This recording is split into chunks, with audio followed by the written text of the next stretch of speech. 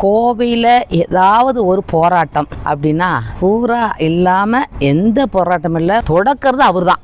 அண்ணனோட பவள விழா 75வது ஆண்டு விழா அவருக்கு ஆர்எஸ்புரம் கலையரங்கில் விழா எடுக்கிறாங்க நம்ம தோழர்கள்லாம். அதில் எல்லா தோழர்களும் நம்ம கலந்துக்கிறோம்.